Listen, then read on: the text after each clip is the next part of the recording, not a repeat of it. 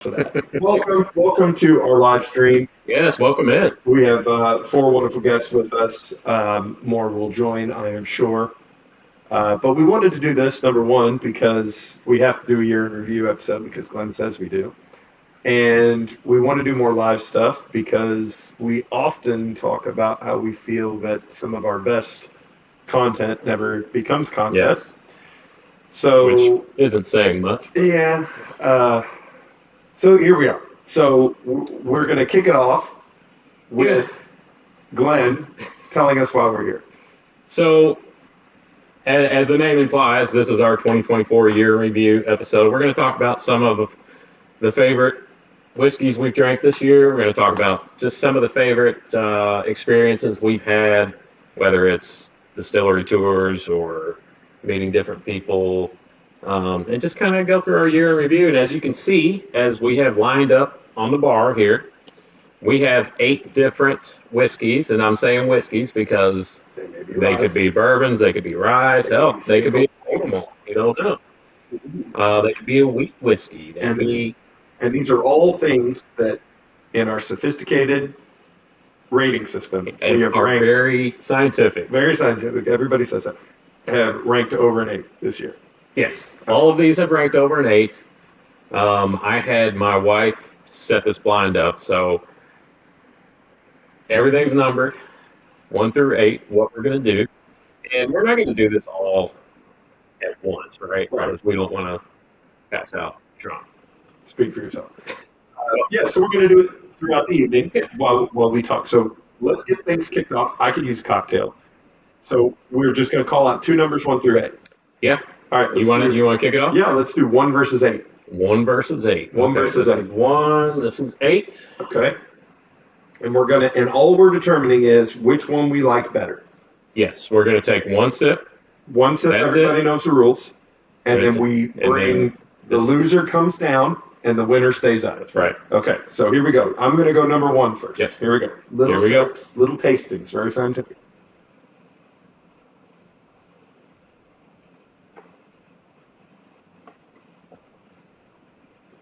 Woo. That's pretty good. That's a good one to wake up the palate, isn't it? That's definitely a barrel proof. Woo. Super spicy. Yep, got a little kick there on the finish. Mm-hmm. A little sweet. Sweet and oaky. A lot of dark flavor there. All right, number 8. Number 8. Very scientific. Here we go.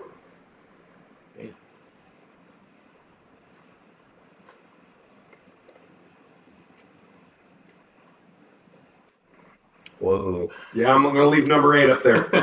Number 8's going to stay. 1 comes down. And also, just so you know, this is a sealed envelope with the results. That's right. Do you want to talk about number 8 real quick? Well, you don't have to. This doesn't have to be unanimous, though. No, we can. Oh. We don't have to pick the same one. Oh, well, I'm leaving it up there because it's just good. Like everything you want. I kind of wish I had tried 8 before I tried 1. Yeah. Because 1 just kind of overpowered everything. And now I'm trying to go back on my rule, and I'm wanting to grab it and taste it again. Boy. Which one are you leaving? This was not a difficult decision for me. I find it very interesting if you're struggling with this.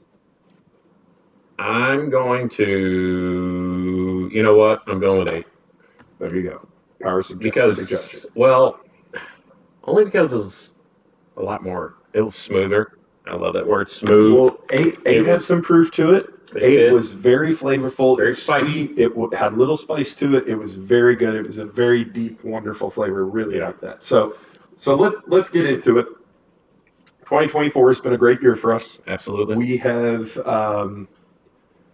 gotten to, today was a nice day because I took today to kind of recap and go back through the channel and go all the way back to our January videos and scroll through, and I got my phone out and looked through pictures. We've done a lot of fun stuff. We have. We had our 2-year anniversary, right? Right. We started in October of 2022. Of the channel, not of us as a couple. Because we have gotten asked. Yes, we've been together 4 years. We've been together longer, but no, Glenn and I are both married to women. And I just wanted, because that has been asked. We're partners in business, not partners in love. But No, There it is, our live stream. 2 years of doing the channel.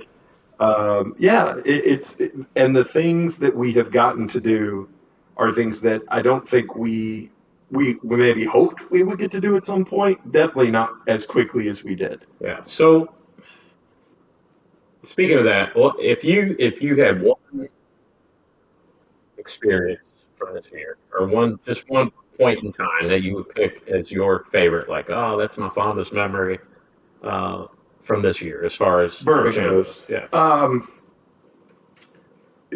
The thing that I got that kind of, if there was a pinch me moment, it was we were invited to a speakeasy in downtown Louisville with a bunch of other bourbon influencers, and I use that term for it is that's number 8. Um, we were there with Bruzel and a bunch of other folks, and we got to do this private peerless tasting in Sorry to interrupt you, Mr. Lopez. Mr. Lopez. And nothing.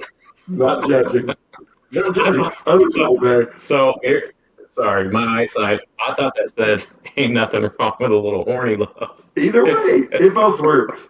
But anyways, we got to do this experience of Fearless, and we posted some pictures on our Instagram. It was a private single barrel tasting to kind of kick off the Kentucky Bourbon Festival. Bruzel was there and a bunch of other people, and then afterwards, Bruzel was hungry, and we got to go out and have a great. So hungry. We got to go out and have an amazing dinner at Repeal Oak Fire Steakhouse in Louisville, Kentucky, and had the chance to buy him a steak, we were happy to do because of how great he had been to you and everything that he had done kind of for us. And that was a real pinch me moment. It's like, man, we like, I don't want to say legitimate. I don't think we're legitimate, but we got to do some things that people would kill to do. And that's what this is all about. To me, the fun of doing this is the whiskey and the bourbon and stuff. That's stuff that we would do anyway, whether we're recording or not. But getting to meet people and getting to go places and do things and experience things that maybe your average just, Joe Schmo doesn't get to do. That was kind of my favorite moment. What about you? Yeah, that was definitely up there. And before I kind of get into my favorite moment, I'm going to ask whoever's watching, let us know in the chat if you had a favorite moment from this year, whether it was a favorite bourbon or a favorite experience. Let us know what that is for you. But yeah, that was great. It's hard to top being able to do a barrel pick at Peerless, not only because it was Peerless and it was with TJ, which was cool, but it was because it was my first barrel pick. So, I've always wanted to. What a great day. Charlie missed that day. But I've always wanted to do a barrel pick. Yeah, and I'd never been able to do one before, and it just worked out by happenstance, and I was able to do that at maybe my favorite distillery. Yeah. So that was really cool. Yeah, that was awesome. Just getting to live vicariously through you, and watch that episode and see, you realize like, oh, this is why people watch this. This is why people watch us, because I wasn't able to go, but I still got to experience it. I still got to see what it's like and everything, and that was awesome. Let's drink one more, and then we'll go into some others. So we did 1 versus 8. Let's do 2 versus 7. And we just keep going down. No? Okay. Yeah. No. That'll make it easy. We're going in. So yeah, are you going 2 first? Yeah. I'm going to go 2 first. Yeah. And if you just tuned in, we're doing a tournament. We got eight sample bottles. We're narrowing them down to 1 each, and we're going to see who wins. These are all bottles that we've rated an 8 or higher. So here's number 2.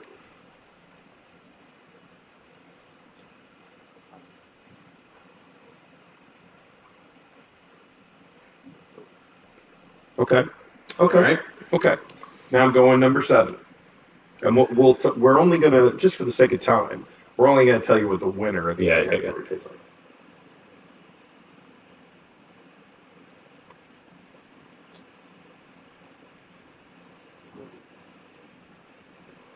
Man, that's close. Boy, that's hard when you. That's a tough when you don't palate cleanse. I'm going with number 2. I'm going to go 7. All right. I think I'm going 7 on that one. I like I like 7 a little better than 2. I'm dropping 2 down. So, all right. So we got 2 winners there. I am going to palate cleanse now. Yeah. So let's talk. Mr. Lopez says he loved when he won the decanter from us. Oh, yeah, yes. that's cool. I forgot about Absolutely. that. Hopefully you're enjoying that. We're giving away a big bottle of Sazerac. That's right. We've got a bottle of Sazerac Rye. We're going to give that away here pretty soon. We're going to figure out how. Yeah, we got to figure out how to. Oh, I'm just going to do it in true Soda Bourbon fashion. Well, it's got to be someone who's participated in the chat. Yeah, absolutely. Mr. Lopez also says he really liked the old flagship decanter, and he really wanted it. Yes, that we're going to talk about that one. Yeah, Old Ironside. So yeah. So let's jump into what is your favorite bottle or favorite thing that you have drank this year? Can you narrow that down? Ooh. Does it have to be? No, it can just be anything I've drank. Anything that you so drank. It doesn't matter when it was distilled. Yeah. I can narrow it down to a couple. Okay. I really, really liked the Maker's Mark of the Heart release. I thought that was surprisingly good, and I think, and I didn't drink a lot of the corn bottles that came out this year. There weren't a ton of releases this year, and the ones that we say that, but we did. We got Stag. We got the old Granddad. Yeah. We did the ultra aged old Overhaul. Yes, that was one of my favorites as well. Yeah, the 11-year-old Overhaul. Yeah, I feel like we did get some pretty decent bottles. But yeah, to your point, we didn't get any of the unicorns. Not that there were a bunch laying around. So it was a lot of just, not shelfers, but just that bottle's sitting right there. It was pretty damn good too.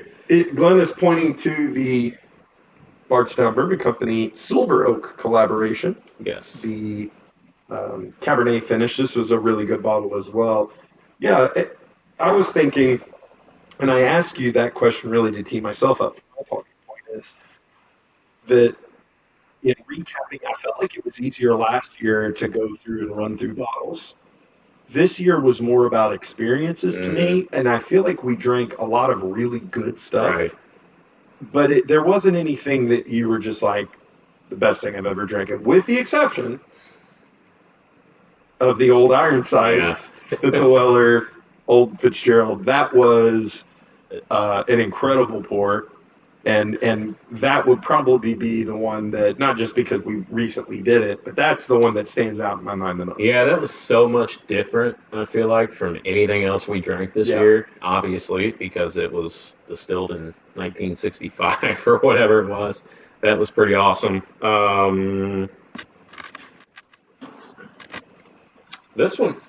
This Pursuit Series, episode 63. You forgot about that. Hello, darkness. Hello, darkness. My old friend. That is, I did forget about that one. That is such a great bottle. And again, the great thing about this year, I think, for us is the bottles that we drank, they weren't necessarily, the ones that we really loved weren't the ones that people camp out for. It was just ones that were just really great and special bottles. And that's just a single barrel Tennessee whiskey that most people, if they knew it was Tennessee, would walk on by. But oh my gosh, an unbelievable bottle. Yeah, that was good. We took that up to the Final Third podcast in Indy when we were on there, and they all loved it. And that was one of those moments. I forgot about that. Yeah, that was cool. That you feel validated because you bring. It's always one of those things. It's like watching a movie, your favorite movie with somebody. Like, what if they don't like it or say you're weird? When we brought those bottles, like, hey, these are bottles we think are great. And when they drink that one, they're like, yeah. You're you always have that fear, like, that sucks. You guys, what's wrong? That was absolutely an absolute banger, and that was a great experience too. That was one of the most fun that we've had. That really wasn't our channel; it was the Final Third episode. Go back and watch that. That was a blast. Those guys do a great job. So much fun. Yeah, that kind of went off the rails a little bit. John Crabtree, what's up, buddy? He says Pursuit Double Oak. I'm guessing he's saying that's one of his favorites. That was really good, but when we went to Pursuit, my buddy was telling me, "Oh, you gotta have this double oak. You gotta have this double oak." I tried that, and then I had the episode 63, and to me, episode 63 was by far the choice I wanted to go with. So back to experiences, Mhm. the Kentucky Bourbon Fest. I mean, Oh yeah. to me, that's probably number one, just because it was. We got press passes. We got to run around there and cover and talk to master distillers. I got to interview a rock band, which was pretty cool. Yep. Like, why am I interviewing anybody? I'm Right. just some Well, we douche interviewed. from Yeah, interviewed Hailstorm. Interviewed the owner of New Riff. We talked to the guys that already won. We got to hook up again with our buddy Amin at Old Louisville. The the Whiskey Fest was or the Bourbon Festival was a great time, and a lot of press, good connections. yeah, a lot of good connections and press passes, and it again it put things into perspective. There was a lot of great bourbon and a lot of people standing in line trying to get those unicorn bottles, which I get, but the thing that I think that a lot of people miss there is the chance to just have a sip and a pour and talk to some people. Yeah. We met some really nice people that had come from all over, and we're more than excited to talk to anybody. And we actually ran into a few people who watch this stupid show, which is terrifying. which was kind of cool. Which is absolutely terrifying when you meet a fan. In the chat, poor Speedster says your white dog short video. Oh, did we do? That may have been last year. Yeah, I don't know. But yeah, that was really surprised how. And then when we mixed our own bourbon, that was kind of fun. Yeah, that was fun too. Yeah, those are all. And again, I think that all ties into the experiential, type, Mm-hmm. type of experiences that you can get. So, All right. you pick them, call them. Well, we're just going to continue going in line. Okay. We're going to go with three and six. Six. I think that's how math works. And we're mathing. All right, here's number 3. Yeah. Okay. Okay. I may start in between. 20. Yeah. Oh, Because, hey, you do it.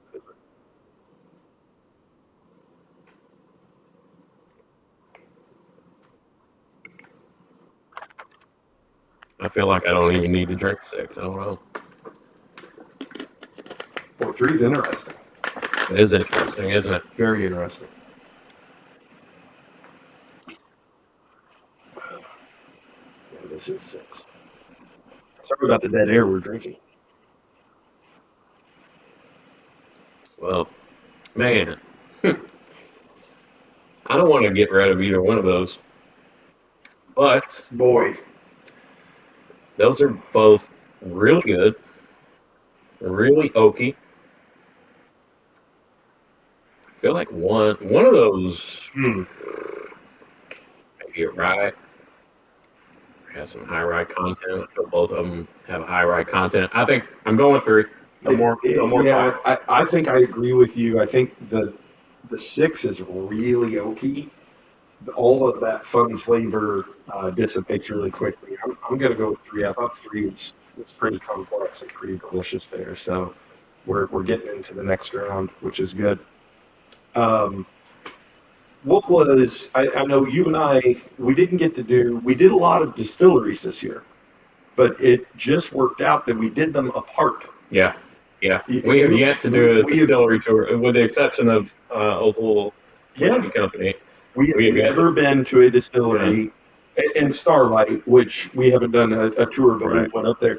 Which hopefully in 2025 we have a lot more of that type of content. This is the thing when you have full-time jobs and schedules and families and kids and all that fun stuff, that it's often difficult to get together. But what were some of your favorite distilleries that you went to? So, Hard Truth obviously was great. Hard Truth really showed us good time. Neely family was kind of Cheers. So me and my wife went to New Rip, and then we stopped just on a spur of the moment. We went to Neely family on our way back, and that was one of those times where I don't know, maybe I've had a little bit of drink, and the experience at the time just seemed so much better than maybe what it really was. I don't know, but it was a great experience. It was fun. The funny thing about the Neely is how well received that video was for just, and let's just call it as it's a little hole in the wall distillery Mhm. right off the highway. But everyone that we talked to that has ever been there is like best place ever, and had an experience very similar to yours. So, for me, I think mine. I have two that really stand out. I got the opportunity to go to Castle and Key and do their tour, which was just a quick walking tour. It's 30 minutes, but to be there and to see the history and to really, it sounds weird, like to walk where old Colonel Taylor walked and see his vision, and that he had that vision in the late Yeah, 1800s. that's To be great. like, this is how it's going to be, guys. He was just 120 years too late. Yeah. But that place is great, and when you partner that with the Castle and Key weeded that we got. I was going to bring that up. We didn't really plan the episode out like, oh, we're going to do categories, the best this, the best that. But that was one of those surprise bottles to me this year that you just didn't see coming. And I thought, that's really good. Yeah, and I think there had been, and people jumped into those comments really quick. Castle and Key really polarized because their early releases maybe weren't the best received. And then they have a shakeup with their master distillery and all that goes into that. And I'm not going to comment on it. I think people feel a certain sort of way about it. But for them to release that, a 7-year age-stated weeded bourbon that tastes as good as it does for an MSRP of $70 at the distillery, not with markup. It's a great bottle. And I think people were hungry for that place to put out some really good juice, and they did. So that was hopefully that's a sign of things to come for them. Yeah. That's another place we're supposed to get to soon. Let's see. Let's go back to the chat here. Charles says, "Cheers, Sona Burger." Cheers to you, Charles. Thanks for tuning in. For Speedster, before he forgets, a big thank you guys for all the content this year. You guys rock. Thank you. Thank you for watching and participating. Sometimes we do this, and listen, we enjoy doing this. I mean, it's not like it's work, but sometimes, I mean, there is a lot of work that goes in behind the scenes on it, but sometimes you feel like, you see some of the other channels who have 80, 100,000 views on every video, and it kind of makes you feel like, oh gosh, we suck. But we do suck. Honestly, though, I don't care as long as there's 2 or 3 of you guys out there watching us and you get something out of it and you enjoy it. That's enough for me. Yeah, 100%. And thank you guys for watching. We will continue to put out content until we get bored or run out of stuff to do. So you're stuck with us. And also, and I think Glenn could put our email. Can you put our email in the chat? It's very simple. It's sonabourbon@gmail.com. If there is something that you guys want to see, or someone we should talk to, or a distillery we should know about, or a bottle that we need to track down, or an episode you want to do, email us. We are open to suggestion. If you have comments, concerns, complaints, email. Maybe not complaints. Oh, I want you to complain. I think enjoy. Oh, that's what we should have done. We should have picked our favorite negative comments. Yes, dang it. We could probably don't forget to smash that like button, folks. Absolutely. Before, I just want to kind of let you know what we're going to do here shortly too. We're going to shoot 2 episodes tonight. That's live. Right. We're going to cut up and make regular episodes, but we're going to do the Jim Beam Winter Reserve, and so we've got a True Story Winter Reserve bourbon, which is very interesting. This is an interesting bottle. I'm really excited for both of these, and Glenn picked these up at Total Wine with gift cards. I didn't realize that. That's a toasted finish in 2 toasted barrels. Yeah, and 6 years old with an age statement. And then this is a very interesting offering from the Hendersons of Angel's Envy. So excited to get into these, but we're gonna keep on moving here. Roger And- Randall has a question. Yes, Roger. Have either of us been to Bardstown Bourbon Company? I have not. Oh, you have? Nope. Okay. I have. Glenn has. I would love to go because I've seen pictures and heard nothing but amazing things that everybody says we should go. So it is on the list of places. And that's one of the things. We're in southern Indiana, very southern Indiana. We're pretty close to all those things. And it's just about getting the time and getting down there. Yeah. What's cool about Bardstown Bourbon is you're in Bardstown. You know, you can go to a lot of different distilleries in the area and see all the history and how, you know, like Willis right down the road, which I love that place. But then you go to Bardstown and everything's new and modern. So it's just kind of a juxtaposition, you know, between the old and the new. Yeah. But guess what? It's all great bourbon still, right? Charlie? Charles, we did not get the sunshine. I actually, I saw it and I was like, well, I don't think I want that. I Now don't think I saw that. I saw one bottle of it at one So what store. was the deal with that? It was it's their summer release. Okay. And I don't know missed the that, details, totally. but we'll probably be able to track one of those down the line. All right, Charlie, we have two left here. Yeah, let's in get our, through in the our first line. round. So I am And if you're going. just joining us, let's fill people in. So I picked 8 whiskeys. Actually, I didn't pick them. So I went back through all our episodes and the bottles that I still had in my house that we had ranked 8 or higher in our very sophisticated Super scientific scientific. ranking system. I told my wife, hey, go in there, number them, pick out 8, number them, give me the key in an envelope. So when we get through this, we'll know what we picked. But we're going through, we're picking out 2 at a time, taking a sip of each one, whichever one you got to pick one sip. We move it on, one pull the other one back. So, all right, so that's what we're doing. So now we're on to 4 versus 5. 4 versus 5.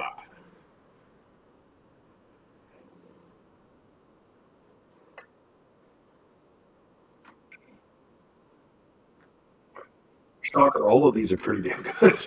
It's nice. I know I don't want to eliminate any of these.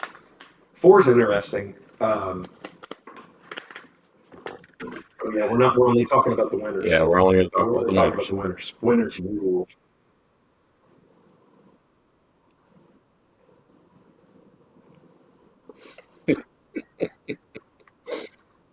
Oh, fudge. Oh, I know what that is. 5. I know what 5 is. Yeah. Yeah, that's going to be rough for those other ones. All right. You think you know what 5 is? I know. Okay. Well, before we look at the key, whether 5 is in the top 2 or not, I'm gonna holler it out. So yeah. So there we go. There's our final 4. Down the 4. Now I want to back to distilleries and experiences. Besides Castle and Key, my other favorite place that I went was Brush Creek Distillery. Here we go. In Saratoga, Wyoming. How many times has Charlie given me a hard time this year about going places without him? Awesome place. Railroad Rye. I had some of that last night. If you haven't watched our Railroad Rye, and I know that was last year's episode, but I had that again last night. I haven't had it in a while. Good Lord, is that a great bottle? And I happen to know Railroad Rye 2, the second release, Batch 2, Boxcar 2, is coming. I also know that we should be getting a care package from the good folks at Brush Creek Ranch at some point. But just being there, and they have some great stuff going, and it's awesome because you could be in the middle of Saratoga, Wyoming, where there is nothing, and there are these people there that are diligently and fervently trying to expand the craft in Wyoming, and that makes me happy because we need more of that. Because you listen to the news and all the talking heads, we're heading toward a bourbon glut, right? So. Yeah, I was in Meyer the other day, and there were a lot of clearance bottles. Oh yeah. And speaking of one of the bottles that we did an episode on earlier this year, the old Granddad 16, which seemed to be a little controversial. There's a lot of these bottles still hanging around, And it's interesting. So our episode that we did on that was titled, Whiskey Tube has this one wrong. And we took a lot of, got into a verbal argument with the gentleman who's like, this is clickbait, blah, blah, blah. I'm like, dude. Well, you got it. Listen, was it clickbaity? I guess so. Yes, it was. A little bit. But it wasn't a lie. They got it wrong. They did get it wrong. I don't understand. This is a 16-year aged product from a heritage distillery.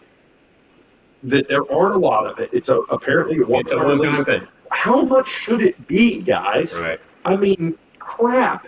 Like, what are we talking about? Yes, it's $200. How much? Which you can get it for about $150 now. In a lot of places. Which you're a buyer at 150, guys. I'm here to tell you that's a pretty damn good bottle. So, all right, yeah. Are we on to Final Four now? Well, yeah. Why not? Those mics are even connected. Those mics sounds like a hallway. Really? Okay. Well, that's good to know. Does anyone else have that? Testing. Does anyone else have that issue with your mics? Are we not reading well, or does AB just have bad speakers? No, I'm still messing with this now. Glenn's doing something technical now. I'm not doing anything. I'm just pretending. Get old granddad out of there. Oh, by the way, a little whiskey trivia. Does anybody in the chat know who old granddad is on the front of the old label there? Anybody know whose picture that is on the front of the old granddad label? He's not on the 16. Come on, Charlie. It's too easy for our. Come on. Let's just see if anybody gets it. If somebody gives it, maybe I'll give something away. Is anyone else having trouble with the audio? Let us know, please. All right, let's get down to business. Charlie seems off. Maybe it's because I'm not talking. Yeah, you got to talk directly into that. Directly. Yeah, kiss it. Get your lips up to it. But Charlie always seems off, to be honest. Gandy Road, what's up, baby? Gandy. Winner. You got it. Chicken dinner. Gandy, send us an email. You just won a beautiful mason jar from Hard Truth Distillery. Just what you wanted. So I'm sure Gandy you jumping up and down right now. Gandy's like, I'm not emailing them. I don't want that. But we got to give stuff away, man. We have your address, Ron. You can't get away from it. Oh, yeah. You're getting it whether you like it or not, brother. This jar is coming to you. All right, here we go. What are we doing now? Well, we've got our Final Four. Let's do it. Let's go 2. Well, what are these? Let's go 3 against 8. 3 against 8. Very simple. 3 against 8. Sorry, I'm not speaking directly. All right. I'm going 8 first. All right. Oh, almost spoke.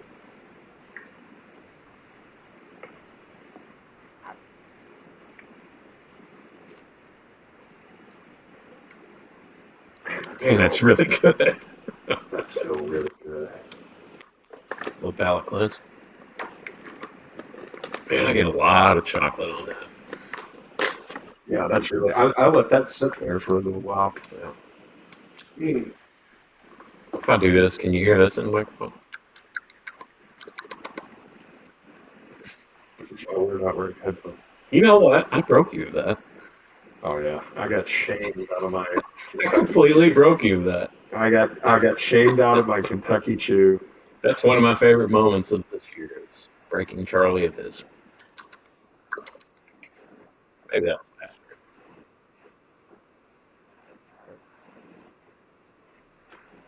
Boy, that's close. That's really. Man, that's a tough decision. You know what? I'm gonna have to pour some more 3 because I'm almost out. Well, I don't need more 3. There is an astringency on the finish. Not good with 8. Well, you know what? That's a good point. 8 is moving forward. You haven't influenced me, but I was going to pick 8 regardless. 8 is moving forward. All right. That 8 is a banger, folks. I am excited to know who these were. If we were better at this, we would have had them, tiered. And then that way we could go, now I'm really self-conscious about being on the mic. So, all right, here we go. So my brother, John, maniacal, you're good. We can pretend the prop mics are plugged in. Oh, that's funny. What else can we? Let me go to my notes. I put Yeah. theirs in Charlie's. Come on, Charlie. One of the things, and one of the that was the most stressful part of doing this, like Glenn said, what are you looking for? You talk. I'm going to get up for a second. He's on the move.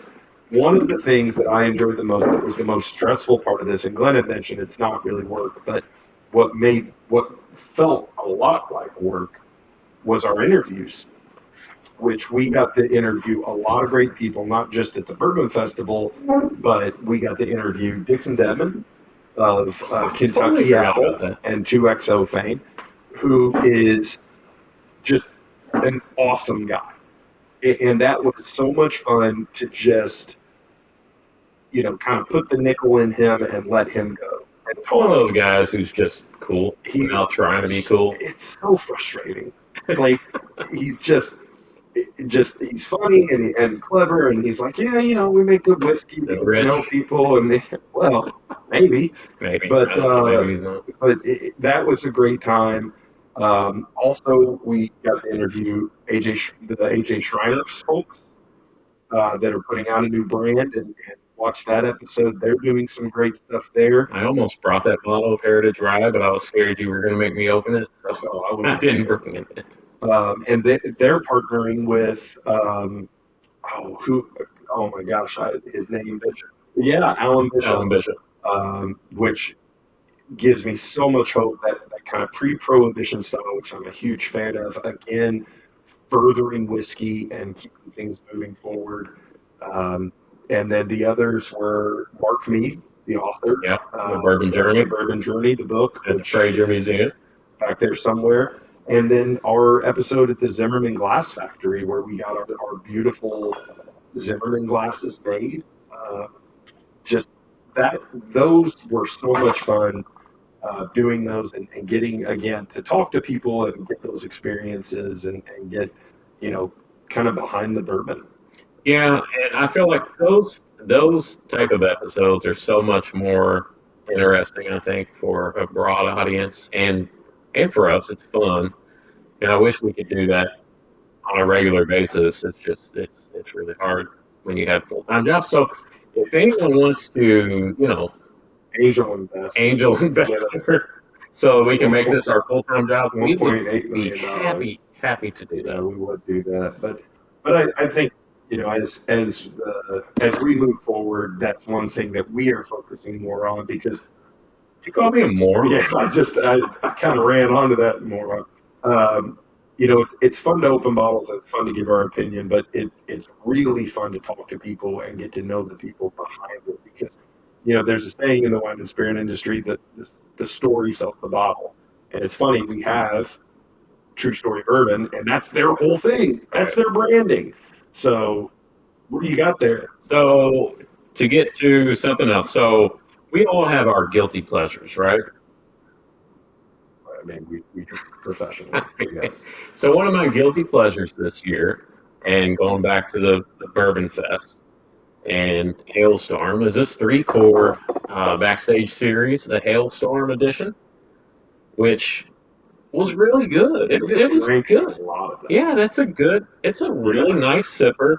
Now, listen, it's not the greatest bourbon you're ever going to drink, but for, I think it was $50. It was either $49.99 or $59.99, and it's got a really nice cherry note to it. It's really sippable, and I thought that maybe when I tried it there at the Bourbon Fest, and I got to interview Hailstorm and all that stuff, and she was clearly in love with me, and I thought maybe just those vibes made me feel like I liked this, but no, it's really good. I really liked it. I have my guilty pleasure bottle was probably this one, and I didn't know you were going to pull that one out. This one just happens to be this That was good. Bubblegum Head, which is an American malt whiskey, and it's the same mash bill that they used for Gumball Head. Well, the same wheat, right? Yeah, the same wheat. The same wheat and malt. So yeah, I would call it a mash bill, because it's 75% barley malt, 22% malted white wheat, and 3% Munich malt. Those are love. Sorry. Wrong. It was love. I'm telling you, it was love. It was not. But that's probably my guilty pleasure bottle there. I have really enjoyed that one. And what's fun about that one, you and I both like that one. But I have let some other people, some members of my family and some friends try that one. And it is apparently a very polarizing Oh yeah. bottle. It has elicited an emotional response from more than a few people. And I like it. I really like that bottle. And I'm kind of unapologetic about it. So thanks for bringing up You should yours. be. You should be. Yeah. And I want to know for people watching in the chat, What's your all guilty 10 of pleasure? you, what's your guilty pleasure drink? Whether it's a bourbon or a whiskey, or maybe it's vodka, for God's sakes. I hope not. Don't drink vodka. Clear liquor is for living on. All right, Charlie. We need to narrow this down Here we to go. the final two, the championship. Here we go. 7 versus Number 5. two. We're going lucky number 7. Oh, you're 7 and 5. I'm 2 and 5. Oh, this is nice. Yeah. Okay. My guilty pleasure is screwball. Dude, I hear a lot of people love screwball. I've never tried that. I'm going 7. He thought Bruzel was my first love. Well, Bruzel, I mean, That's funny. there's a lot to love there. He's snuggling. Easy. We're going to get us killed.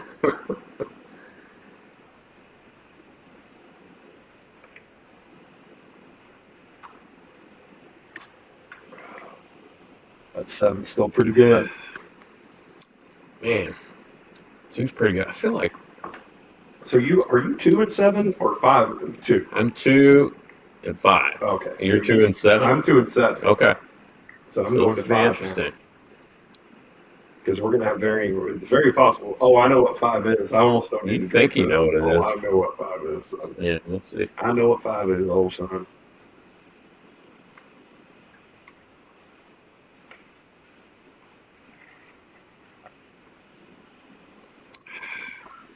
Yeah, I know what 5 is. 5's moving on, baby. All right, so we're down to 8 and 5 and 5 and 8? Oh, okay. I think so we if you killed 2. All right, yeah. 8 versus 5. Yeah. So we're down to 8 versus 5. So that kind of makes me feel good that we're kind of both on to the same notes there, right? Should we just continue this now and just end the suspicion here, or? Well, I think I definitely know what 5 is. I think this is going to be a close one. Now, I am thinking that we maybe go out and grab a couple of blends and do a little heavy pour on these and kind of give it the pomp and circumstance it deserves. But I also want to just wrap up kind of our year in review. We've been going about 40 minutes. I want to say that to kind of recap where I started, he's moving again. I don't know where he's going. They're right here, guys. Oh my gosh. Like I'm not prepared. The thing that I harken back to is all of these bottles, these 8 bottles that we've drank through, all of these are great. Like these have all been very, very good. But the things that I remember, and I had a company dinner the other night, and it came up in conversation like of all the bourbons that you drank and if you had anything amazing. And I started talking about the stuff that we've done. And the bourbon that we drank was secondary. Mm-hmm. And the perspective that it gave me is doing this, what we started doing this for is like, hey, we'll drink bourbon and do all this stuff. But what it's really become is just fun because the bourbon has become secondary. Right. And I'm so happy that, and I hope that comes through in our episodes, that the bourbon's great and the whiskeys are awesome and the ryes are phenomenal. But if you're not enjoying them, if you're not opening them, if you're not sharing them with friends and family, and even if you don't have somebody local, you know, we've been fortunate enough to have fans and friends that send us sample bottles, and we shout out to Ron and absolutely Mr. B. And we reciprocate. We sent some back, and that's what it's all about: is enjoying those bottles and just having a good time with it. Because that's the point of all of this. If you have, and I think we have all at one point been guilty of this, of starting to build a bourbon museum. I will tell you what, since we started doing this little show here, my bourbon museum is It's not much of a museum anymore, you know. and it makes me Which is so great. Which there yeah. are still bottles that I will hold on to because Yeah, they're very collectible. sentimental or Yeah. very valuable. And I'm not saying that they all have to be open, but I'm saying if you're just buying bottles to add another bottle to the pile, it may be time for reevaluation. And that's all I'm saying. You don't need 75 bottles Right. of Eagle Rare. So And I'm going to interrupt you here. Porsche Speedster says it sounds like Charlie wants 5. That is a great point, Mr. Speedster. Charlie likes to try to influence me. He has very strong opinions and he likes to express them very strongly and try to like get into my little brain and influence me. I'm not going to let that happen though. John Carpenter, what's up? Thank you for joining us. yeah, Dave messaged us or commented on the thing or YouTube earlier, so he can watch afterwards and watch us embarrass ourselves. So Mr. Lopez says the screwball reminds him of a candy he used to eat a lot when he was younger. It's called Chico Stick. Do you remember that? That sounds It does sound familiar. I'm going to track something down. We'll Google that because Yeah. that sounds like an episode to me. You But think? Mr. Lopez, Yeah. screwball and Chico Stick. There you go. Write that down. Where's the pen? Charlie. Yeah. Do you want to finish this or no? So yeah, but I've got a bone to pick with you. So we did an episode recently Thanks, Jonathan. We're in the end too. on a bottle that you said at the time I could drink only this for the rest of my life. Russell's Reserve, And you haven't mentioned it 15 years. yet. We've been talking about our favorite bottles of the year. You haven't mentioned it. Yeah. And so when you said that in the episode, I said I think that you're saying that now, but you will not believe that, you know, in the future. So do you still feel that way about that bottle? I thought at that moment in time that I was drinking that was what? When you said I thought at that moment in time, there are things that we say at certain moments in time that we wish we could take. No, I am not taking that back. I am telling you that I'm not. You know what? I'm not gonna go there. I'm not. I could like just brutal takedown right now. No, I do think that Russell's 15 was, and I don't want to say perfect because nothing is perfect. It was at that time when I was drinking it and enjoying it. I couldn't find any fault in it. And I said, that's to me what bourbon is supposed to taste like: sweet and flavorful and packs a punch and big and oaky and everything that's great about bourbon. And especially what's great about unicorn bottle bourbons, right? So why did you bring it up? Are you asking? You brought it up. Just because I thought it was interesting that you hadn't mentioned it. We're how many minutes in?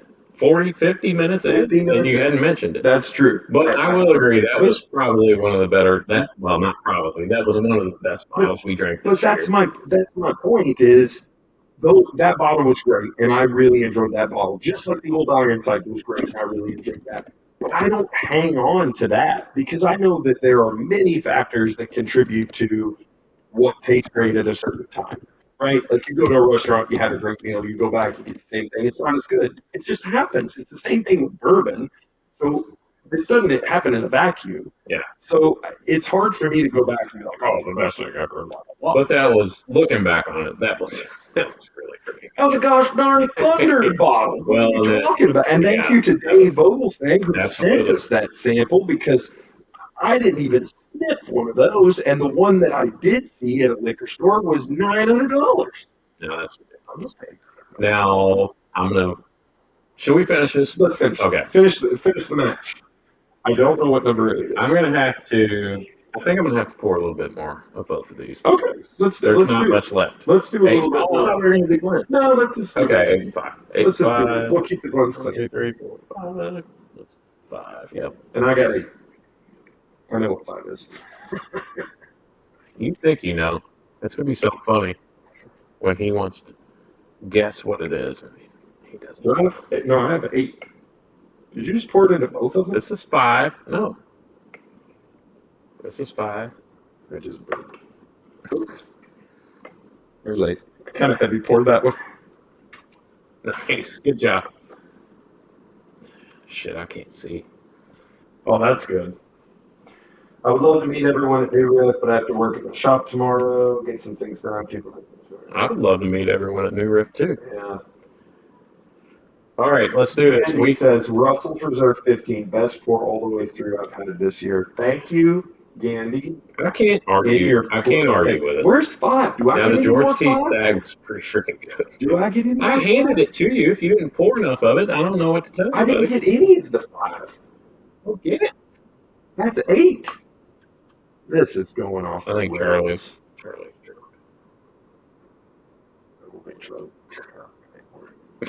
Someone sponsors. No, seriously, if you have trouble with alcohol, make sure you get professional. All right, here we go. I'm going 8 first because I know what 5 is. You're going 8 first. Okay, so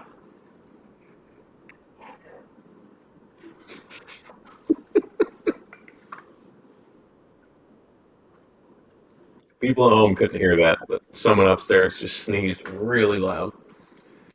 Brother, I'm going to tell you, I know what 5 is. That 8 is so darn good. That is good. Now we're going to get into it. Stop talking. I don't want to hear another word from you until we decide which one you like best. Can I not get No, flavor I don't notes? want you. I just want to get You can get flavor notes. That's all I was going to say. 8 is delicious. It is. See, that's not a flavor note. Proofy. It is sweet right on the front. It has a nice, it doesn't have a ton of rye spice or kind of spiciness to it, just a little bit. Into craft. Dog water. Ends. You can wander over if you want. 8 is really, really good. It has it's not a spiciness to it, but it's almost a tingle. Like the mouthfeel is so great. It's almost like a pitted fruit. And then the finish doesn't hang around for a long time, but it's really nice. It's really nice. I'm going to go back for one more sip of 8. Candy Quilt says, great show concept. Stop talking. Touche, Ron. Touche. Welcome to the Banner Bourbon Show, where we take a sip and Which I feel like is half our show. where we take a sip and Charlie Kentucky chews for 15 minutes. All right. Drum roll. Well, I got to taste 5 again. Oh, you haven't tasted it? Taste 5. All right. I think I had my winner. You want it? I'll wait. Oh, wait. We're going to do it at the same time because I don't want to be influenced and I don't want you to be influenced. Only under the influence.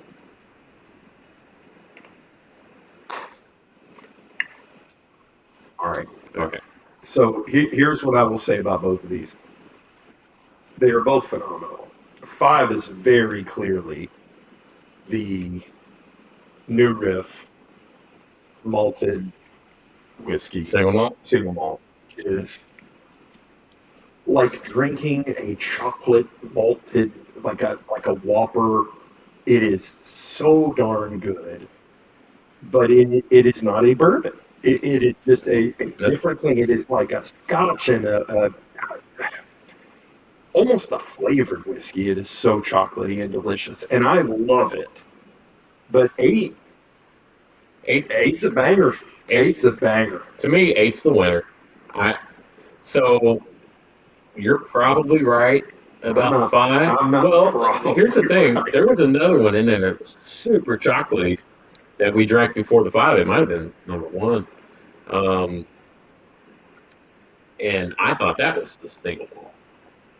But you may be right. I think that 5. I'm pretty certain, but 8 is absolutely phenomenal. It is sweet, spicy, it has a great mouthfeel. It is very sippable. It is pretty. I'm having a hard time with the proof on that one.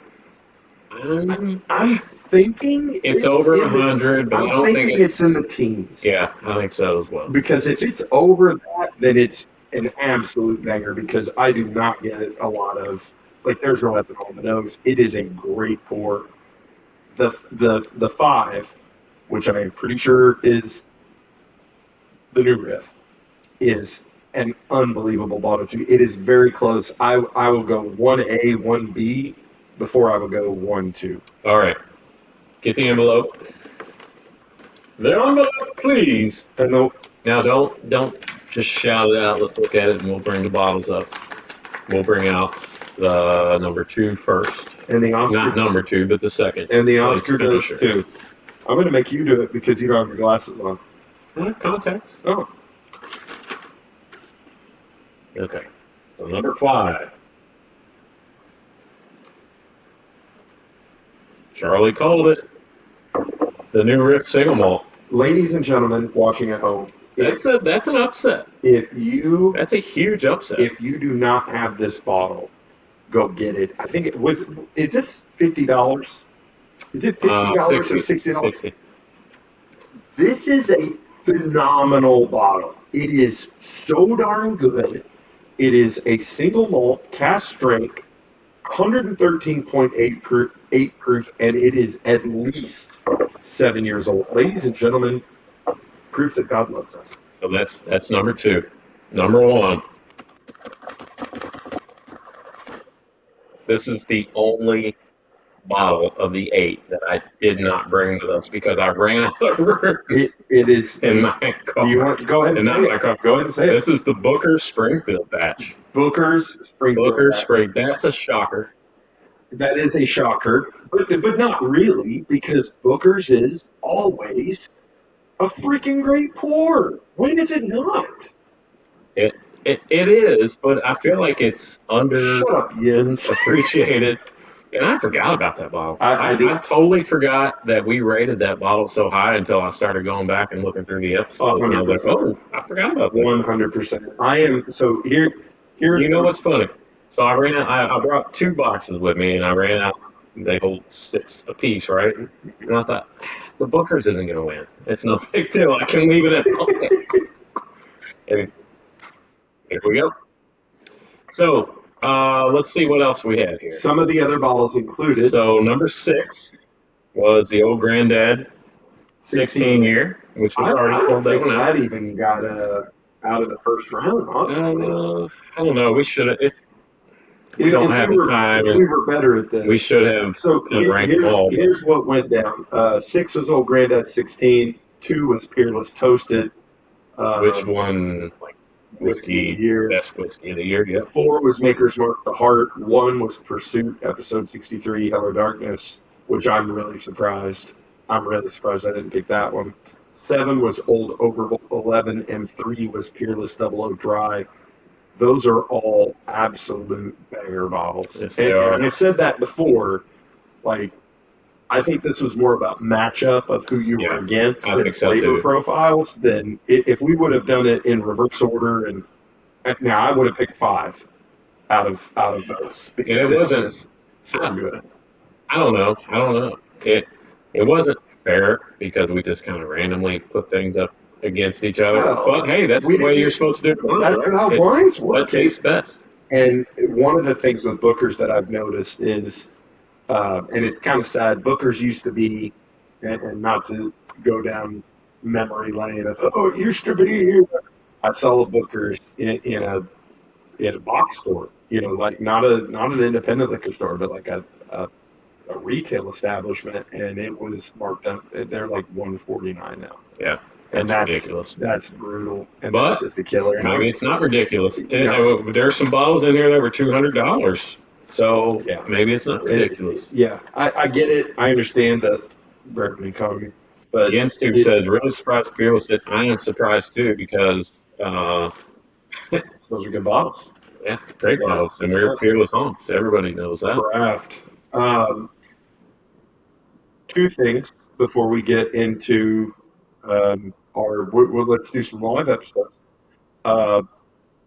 Thank you to your wife for Yeah. doing this, and Shout out to Big D. and I want to thank our wives for putting up with us.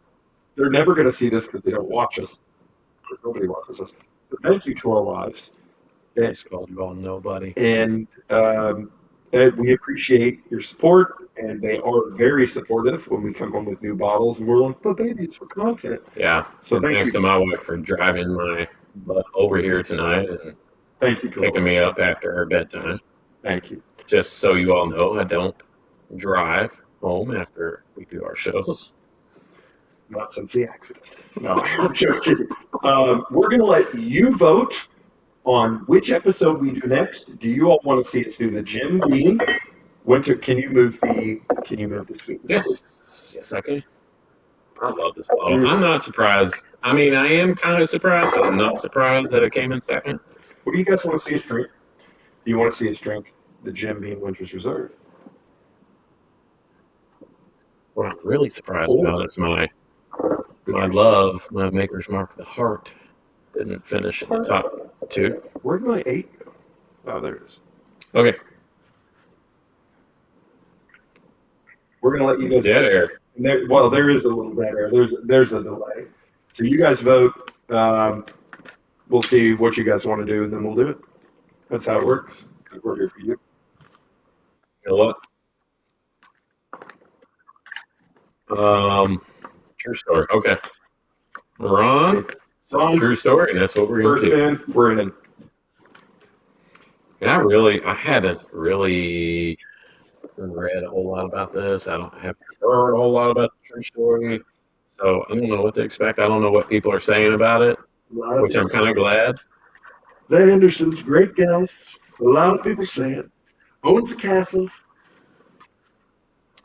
All right, so everyone who's watching currently live, please kind of bear with us. Wait. What? Ron's getting outvoted. Uh-oh. No, we haven't. We don't have the rye yet. I had the rye. If you saw my short where I did some bourbon hunting at Total Wine, that's where I got these bottles. I had a $100 gift card that my wife gave me last year. And so we went into Total Wine. And so I'm going to spend $100. Let's see, am I going to just splurge on one, or am I going to go for the most content we can get for $100? These are the two bottles I ended up with. So I had the rye in my hand first, but it was $69.99, and this was $59.99. So I put the rye back. Decision was made. And the rye was finished in Amberana barrels, and I was like, I don't know if I want to go there. Ron, sorry, you got outvoted, and I do agree. I'm going to make a business decision. The Winter Reserve is 86 proof.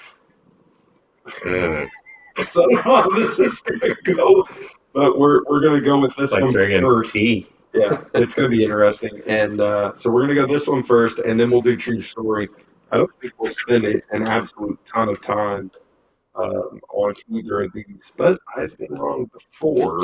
Yeah, but bear with us. So we're gonna do this like we're shooting an episode, because we basically are shooting episodes. We're gonna cut this up and make it a regular episode. So Ron, we're gonna mess you there. Yeah.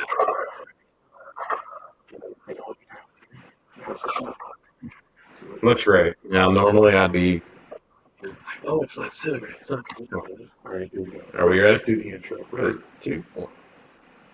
All right, Charlie. So tonight, tell good people what we have on the bar. Tonight we have a wonderful offering from the Jim Beam Distillery Winter Reserve. See? Cut!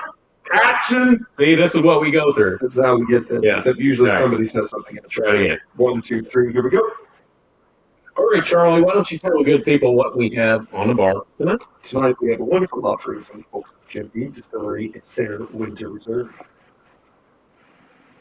And then I usually make fun of Glenn for buying crap bourbon. It's a screw top. Ridiculous. I just want to point out the fact that 8 of the top 8 whiskeys, 8 of the top 8 whiskeys that scored 8 or higher, whose house did they come from? It's because Who bought good whiskey this year and who didn't? We had some 8s at my house. But Charlie drinks them all. So at the beginning of the year, I told Charlie, make sure you don't kill these bottles. Save some for our year-end episode. No, I don't do that. Charlie has. Michael came over the other night and we drank 3 bottles. You don't say his name. No, So the Booker's 13 was another one. We're gonna have to edit all this out. We're supposed to be in an episode. We are. Okay, Oh, this is what we normally do. Okay, there we go. Yeah. So We're back. ready? Here we go. And we're back. What's this called again? You don't even have the notes. Okay, here we go. All right, Here we're we go. back. 3, 2, 1. Okay, Charlie, Jim Beam Winter Reserve. This is an 86 proof whiskey. It's a limited release from Jim Beam. It's their 77 13 10 mash bill. Ew. No. 6 years old. 6 Yeah. years old. $23.99. So everything about this sounds great except for the 86 proof. You have me at the mash bill. You have me at the price. An age statement. It's what is this? Double toast? Is it? So evidently it's finished in two toasted barrels. So I don't know how long. I don't Finished in new toasted white oak barrels. Yeah. So it's finished in new toasted, Yeah. which is very interesting.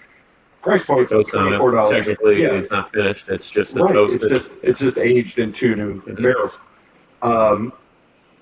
I've heard from some people that this is very good, but I cannot tell you the last time I had an 86 proof bourbon, and I'm interested to see what happens. So, Why don't we get into it? all right, let's get into it. So we're using our fancy crystal glasses from Middle West Beers. Thank you, Middle West. The color is very clear.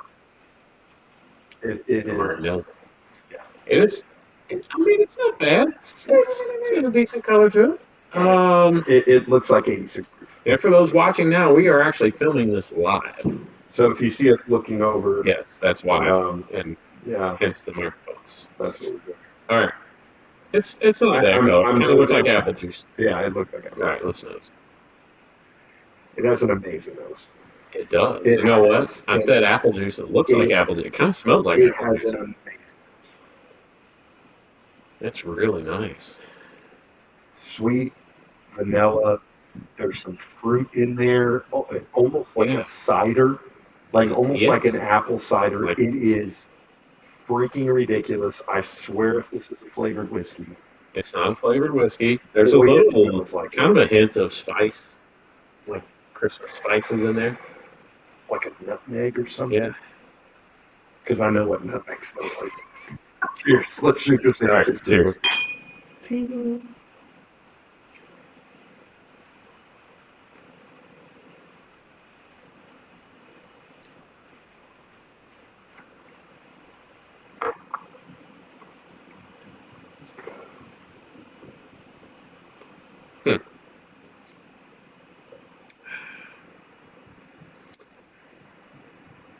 You know what? It's not bad. Well, It's for 86 proof. I feel like it drinks a little proofier. Now it has no finish at all. Like it just I don't know if I'd say it has no. well, the finish just kind of. I mean, it just dissipates. You get some good flavor up front, and then it just kind of Take one more drink. goes away. Take one more All drink. right, you talk. Really like this bottle. And I really like this bottle because I like a lot of bottles that if they're under $30 and it's good and it's drinkable, that's a win. It's a win for all of us. This is a really nice bottle. It's a great bottle to have at a Christmas party because the labeling is great, the marketing's great. People have heard of Jim Beam. It's a really nice little bottle.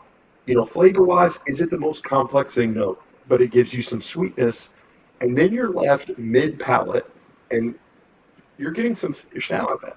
A little bit, yeah. There's some oak on it. Yeah. Thank you.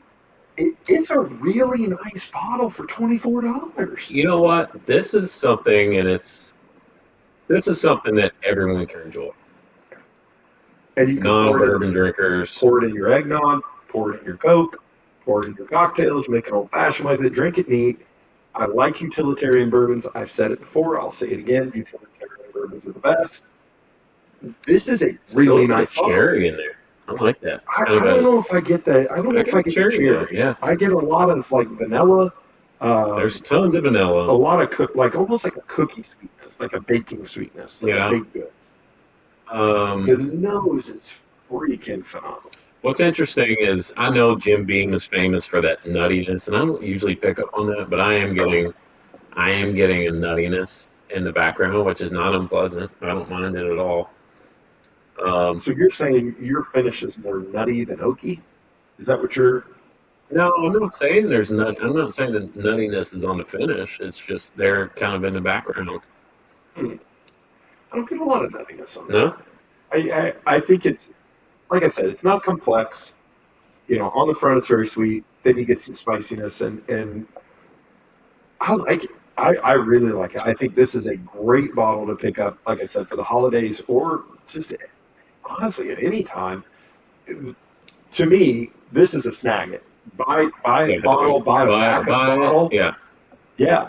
that's Remember what good. we used to do? Sink it, drink it, or sink Drink it or it. sink it. Yeah, I think this is when you sink, you just store a couple bottles under your sink because $24. This is one of those pour that or store. Yeah, pour it or store it. That was the other. yeah, that's pretty good for $23.99. A 6-year bourbon that's then finished in toasting barrels. I mean, I can't knock it. I really I can't. can't find anything. It's not the greatest thing I've ever drank, but it shouldn't be for $23.99. It's 86 proof, folks. Like I thought this was going to That's be. now on the nose. I'm getting a lot of cherry. Yeah, stroke. A lot of cherry, which if you Okay. know me, All right. you know I love cherry. You know I love a cherry. I'll go with you there. They starting to get a little more fruit. Do you know what I'll tell you? I'd rather drink this than Knob Creek 18, which has a nice cherry note. And that's the only good thing I can say about it. But I know people are going to kill me for this, but this is a more pleasant pour, I'm telling especially you. for $23.99. So I'd rather drink this. that brings up an interesting tidbit. Yeah, you got to drink it straight.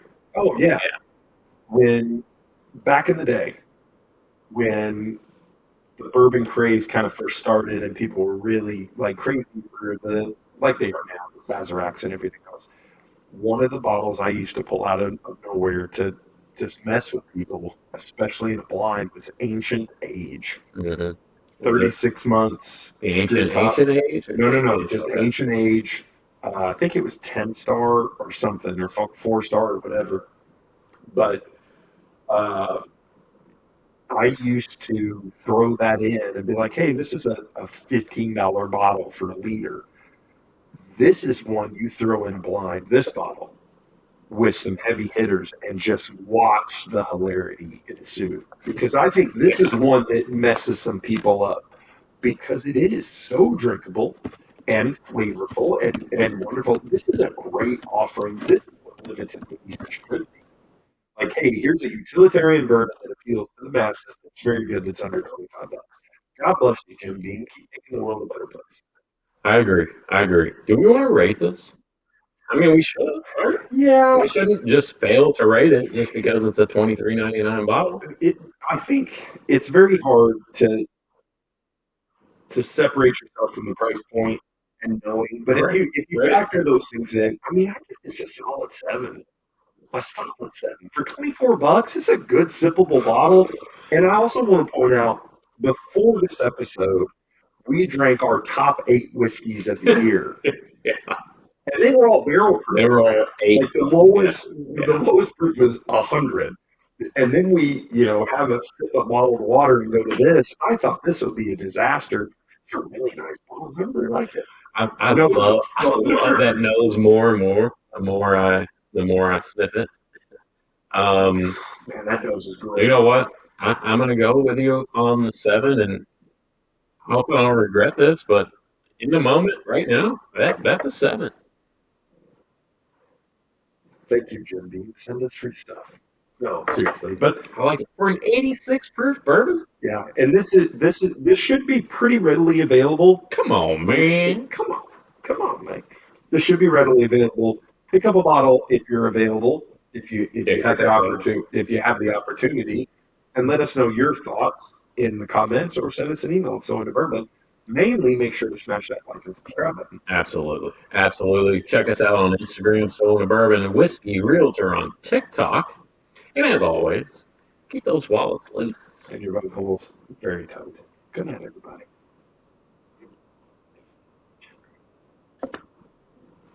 All right. And that's how it's done. You people watching it live. Because Now you got the behind the scenes look. all right,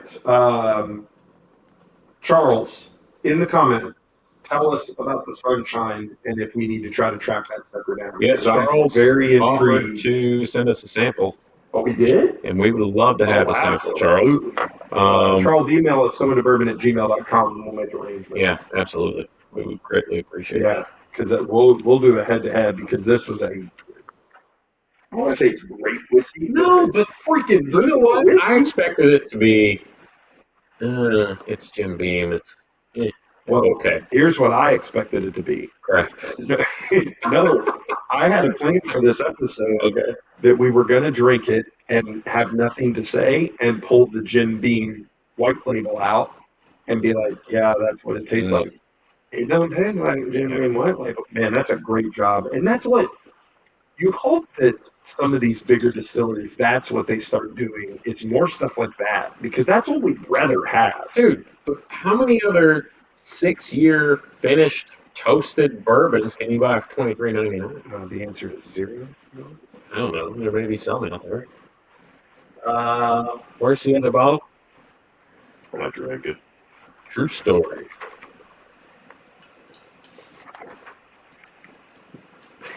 Glenn bought the autographed bottle. That's all they had. That's all they had. Thank you, Wes. Appreciate it. Wes follows us on Instagram. He's a great guy.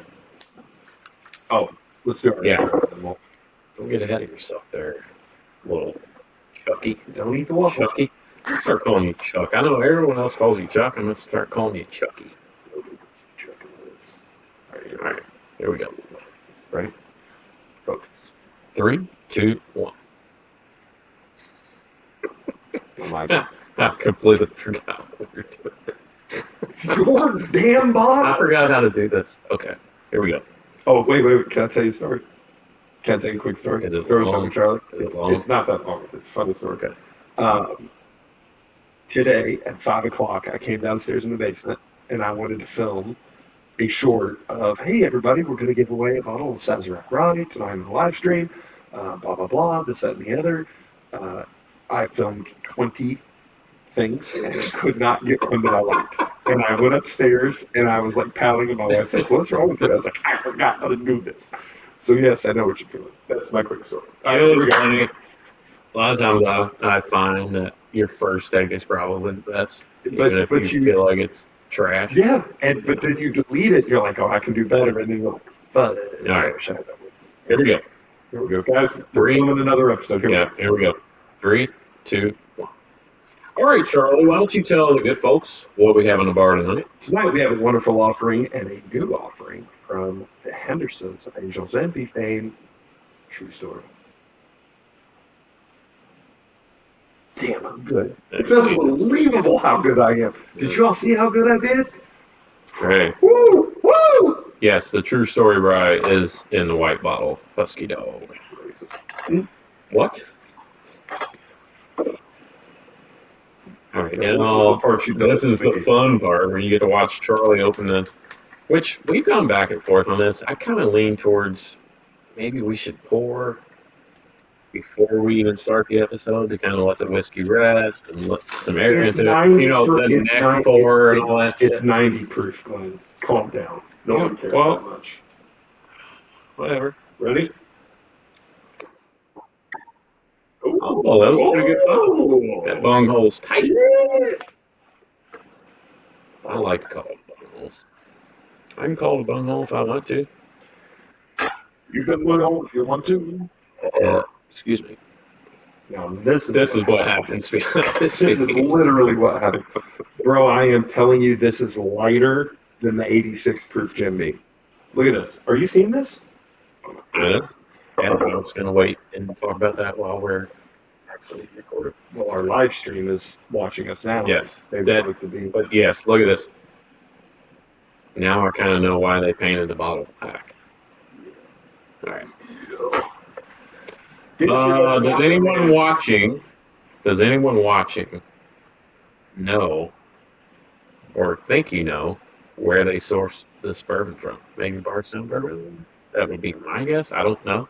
Does anyone have the inside story on that? Let us know. Charlie's going to talk about that in the episode because he's already done this. Charlie's. Okay. All right. Here we go. Here we go. Ready? 3, 2, 1.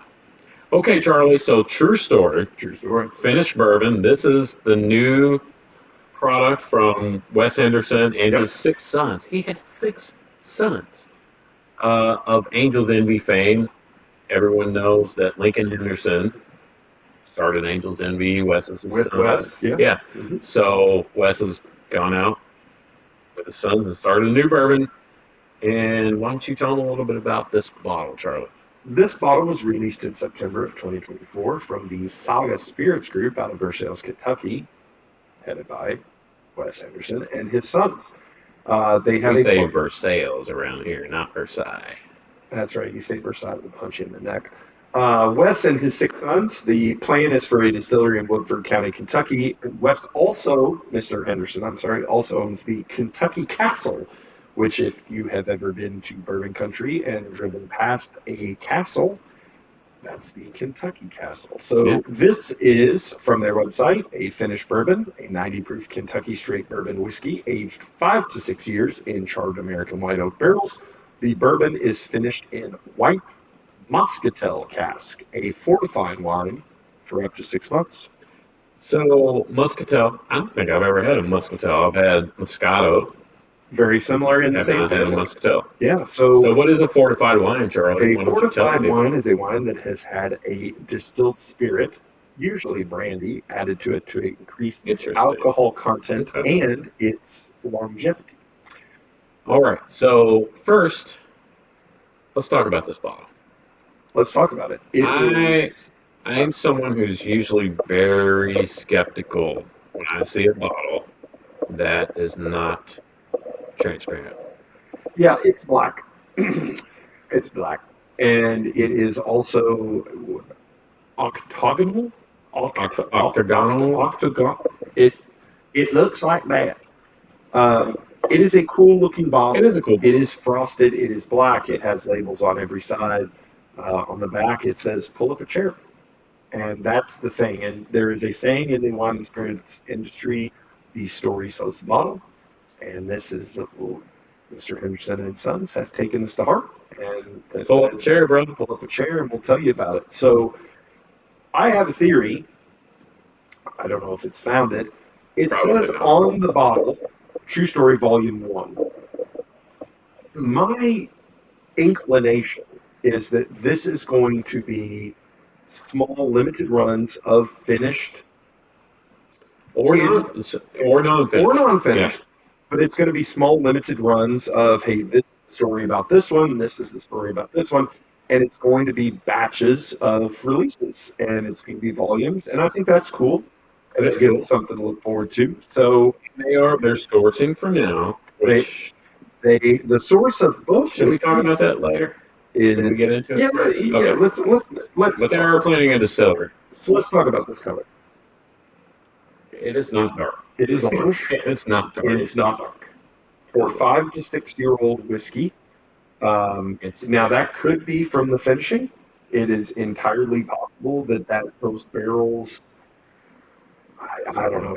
It's very light. It's it is incredibly. It's like a really watery tea color. It is, and it has an orange hue to it. But hey, we've been fooled before. Bye. Well, we are fools. And you know what? Rings to the glass. Yeah, And it does then, have some legs. and then once the legs are very close together. All right. Let's nose. Let's nose. Ooh. Ooh. He says, ooh. That is very wine forward. Yeah, very sweet. For 90 proof, there's a little blast of ethanol there. There's a little blast of ethanol, but it's a very musty grape finish or nose. I get a lot of floral on that. A little bit of fruit, but it's very floral and kind of sweet, flowery. Interesting. It's not a bad nose. No, it's not bad. It's kind of very enjoy pleasant. the nose. It's very pleasant. But there is not a lot of bourbon nose there. All right. Cheers. True story.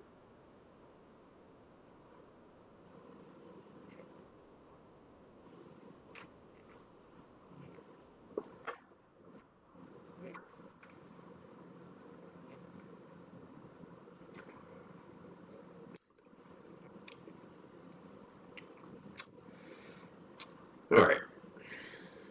I'm going to go first. Okay. I'm going to start. Let me start with the bad. And I say bad, and I don't, maybe not bad, but just, it tastes a little young to me. Yeah. I've got that out of the way. It's pretty good. It's got kind of a light mouthfeel. But I love I feel like the nose kind of carries over to the palate.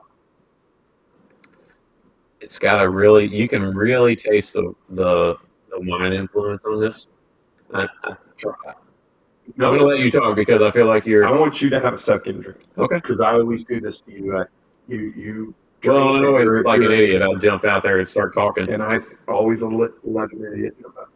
I really You like just call me an idiot. No, I really like this one. I was really surprised. I thought that this would be a certain way. It is not.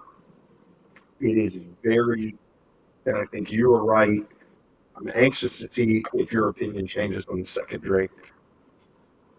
The nose very much transfers to the palate. It has a really nice, refreshing mouthfeel, almost a citrusy. It is a different kind of sweet, and I'm really having a hard time putting my finger on like how to describe it. It is almost the wine There's a lot of impacts it a character lot. there. It's very sweet. It's very citrusy. It's very light, but there is a tingle there and a Yeah. mouthfeel that's very nice. It's got a very drying feel. It's very sippable. I don't mind the finish. I don't think there's much of the finish. If there is, to your point on the side of being young, So I don't disagree. I think it's got a decent finish. For a 90 proof bourbon, it drinks a little higher than its proof, I think. I like this one. It's pretty good. Like you said, it's kind of perplexing because the mouthfeel it's not viscous. It's not a heavy mouthfeel, but it's a very pleasant mouthfeel. Does that make sense? Well, So I really thought that this would be one, and I don't want to say that we would trash because that's not what we do, no. but I thought it would be much easier to be like, you know, source whiskey, aged in a weird thing with this, that, and the other. I like this one. I think this is really good, and it kind of reaffirms, your faith in the serious people. Like, would Wes Henderson just do a cash grab to be like, here's some stuff in an octagonal black bottle? I like this. I think this surprising to me. Take that. It looked like I like this bottle. I think this is cool. I don't think it will be for everyone. I really no. And I want to say something too. So at first I said it tasted young. I also said it didn't have much of a finish, right? Or no, you said that. Now I'm getting a lot more oak on the finish. There's a lot more oak coming through the finish. I do still feel like up front. Now I'm going to have a third. While you're doing that, I will say this. Yeah. I like finished whiskeys. I've said that. I like it. I like anything outside of the norm. This is a little unique. This is a different. I'm getting third drink now, fourth drink, much more flavor on the finish. Kind of palate's waking up. I really like this bottle. I really do, and I'm really surprised. This is a really nice finished bottle. MSRP $60. I don't have any really negative things to say about it. I think Wes has done a great job on this. I really do. It's pretty good. I'm not gonna go back on. I do think there's something there, and maybe it's just the muscatel finish. But there's something there that makes it taste like a little younger than what it is. And maybe that is the finish. I don't know. That very much could be the finishing barrel. Yeah, that's what I'm talking about. But I don't get a lot of. But that's also what gives it uniqueness and the flavor. Yeah, I mean it's a good pour. I like this one. It's weird. It's very light. When you pour it for someone, they're going to be like, "What the hell?" Yeah. And then you're going to be like, "Just taste it, bro." And I like this one. I think this is good. I Rate think, oh man, um, $60, 5 to 6 years old from the Hendersons. It's a finished. I'll give this a solid 6.7. I really do like this one. I think it's sippable. I think this one. Now I said, not to eat into your rating time. I said that this will be not for everyone. This a lot of people may get down on this one because it doesn't have a lot of like smoky oaky. No. So I think this one would be really interesting. There's some really light caramel there, Yeah. but there's not a lot of deepness. Yeah, we'll be the bottle of Charles.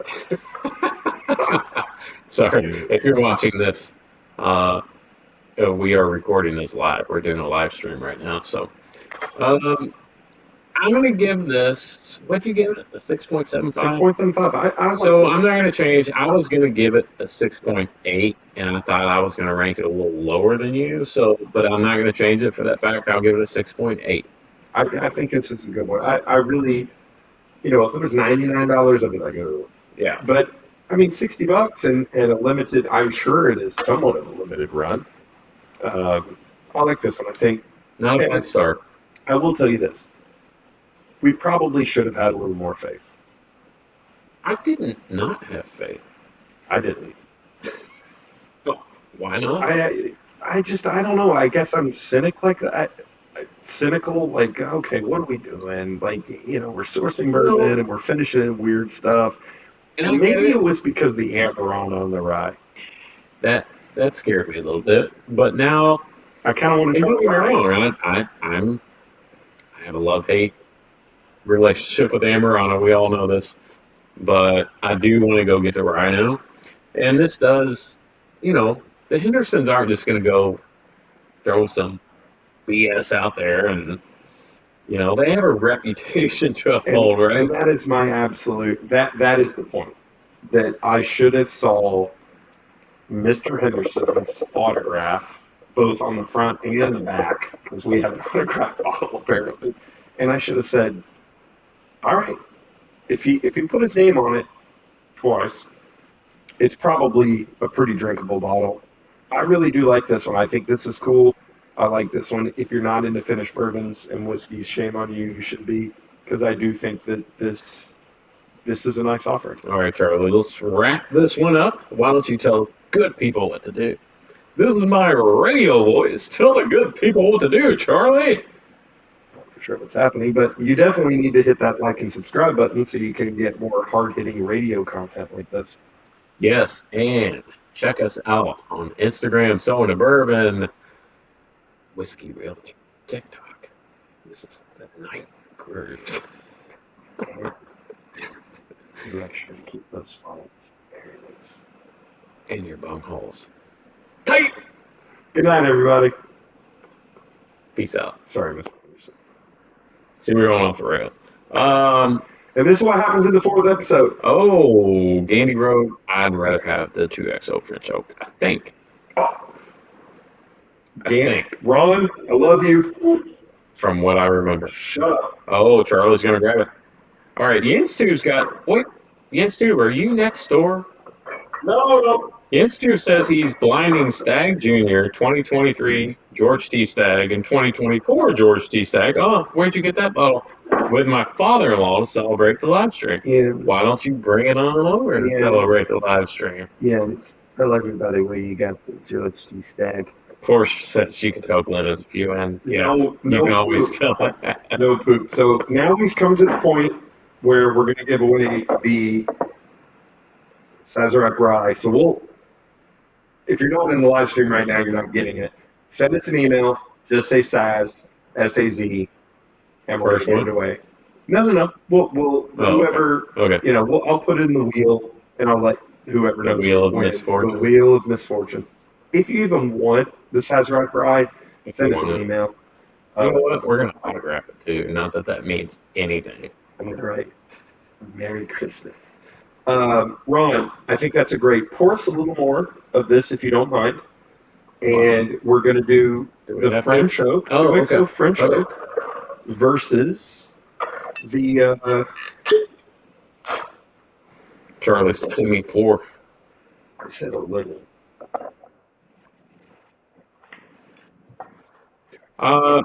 So, Mr. Speedster, I just want to point out the fact that Charlie is, how tall are you? 6'9"? 6'9". I'm 5'11".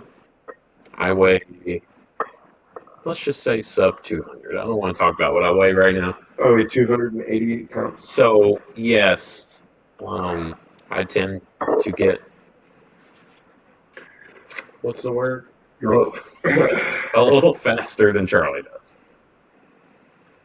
Happy holidays, Bourbon and Buds 86. Thanks for joining Thanks us. for joining us. We got 12 people watching. If you're not subscribed, please subscribe.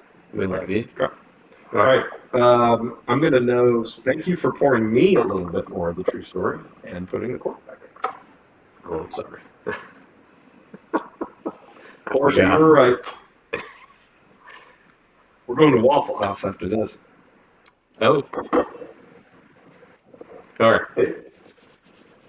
So that's interesting. So Ron is the one who told us to do this, right? Yes, Ron did. Why are you laughing? Because Jens Tube said he got his George C. Stag from Meyer. Came from Walmart. Jens Tube needs to get his butt over here. He's busy. Leave him alone. All right. So we're going true story versus friendship. So let's go nose. This is my special custom-made glass from Zimmerman. Yeah, Zimmerman's. Yeah. Dude, that French oak is thunder. Wait a minute. Just vanilla. You know what? Boy, the French oak may have a damn better nose than that. So the noses are very similar, where they're both wine forward. Well, keep in mind, which French I oak know. is Yes, not, I know. right. But see, I don't get a lot of wine on that. But the French oak is way more like an earthy note. The French oak has a lot more ethanol on it. At 92, yes. Oh, I don't think so. Oh, I don't think so at all.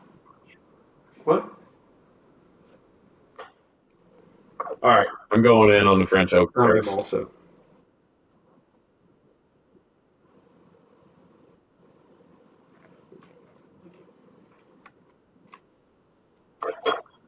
Oh, that's a lot better. Damn, that's good. That's a lot better than the true story. You haven't even had a sip of the true story. I just drank a whole freaking. You gotta go back to it. It's how this stuff works. I'm gonna let that 2XO sit there for a minute though, because man, that's a good pour.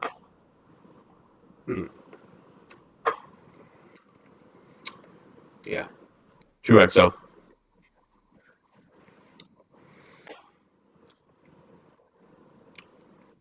There's a lot of going on. Yeah, I give it to the 2XO just for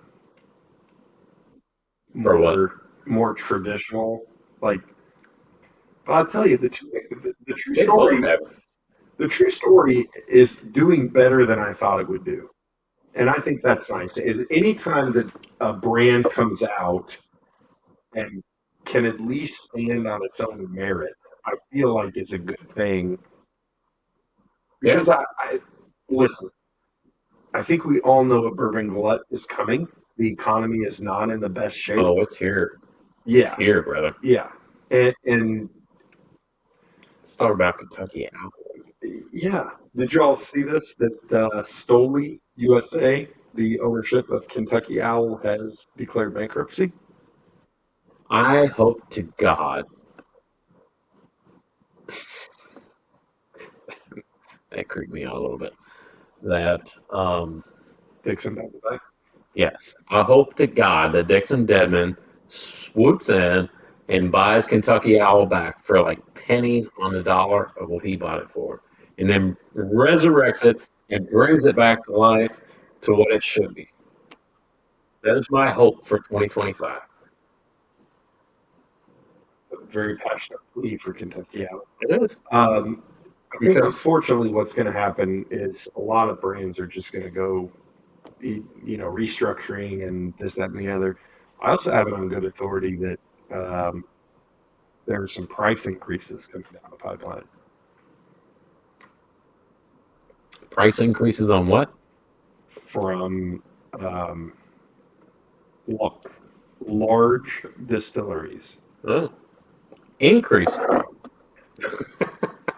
Imagine that. Well, you know what? That's not going to affect me because I can count on less than one finger how many bottles I bought from that large company this year. Yeah, it's crazy. It's a wild world, man. It's a wild world. I will say I do give the 2XO the nod on this one, but I'm really happy about the true story. I'm kind of excited about I expected not to like it. I feared that I wouldn't like it because Mr. Henderson follows us now, and I didn't want to say anything bad about it, right? Um, well, but that doesn't. I mean, we can get to Bourbon, the live stream. Um, the Jim Beam was really good. The true story was really good. So out of everything we drank tonight, the one thing that stands out to me is the Jim Beam, just because it's really shocked me. Yeah.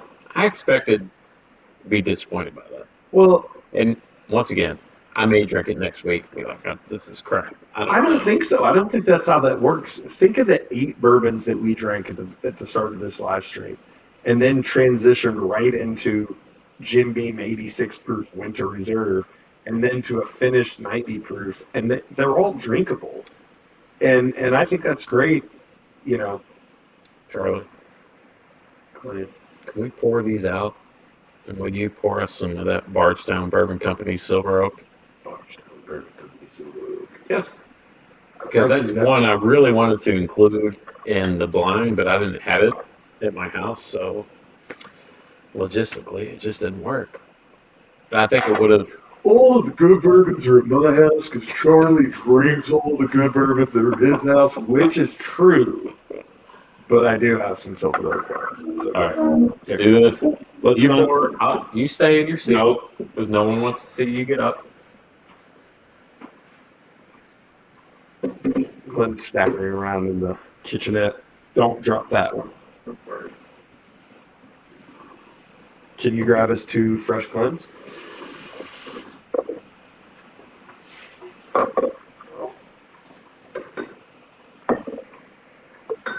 Reach. We're going to do this one, and then we'll probably wrap up. Yeah, we'll probably wrap this baby up. If anyone thinks that Glencairn should be spelled with 2 N's, let us know.